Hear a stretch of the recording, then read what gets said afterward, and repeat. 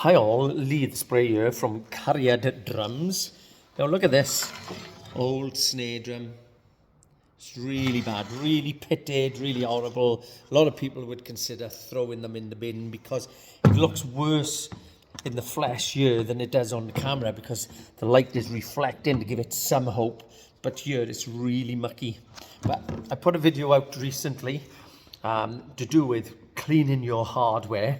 So check out our YouTube website. But look, a little bit of this type of stuff. This is SATA, but it's Supreme Polish. These are car polishing for polishing after spraying and so on. You can get these from hardware stores and places like Halfords and whatever.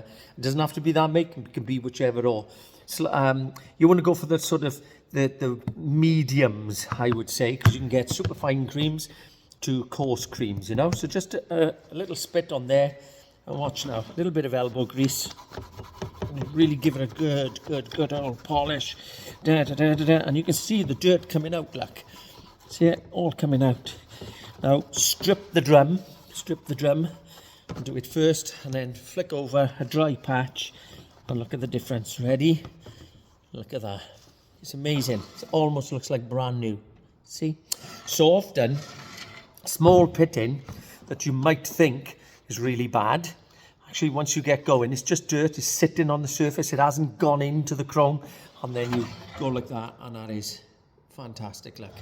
And I did one earlier. Same thing on the other side.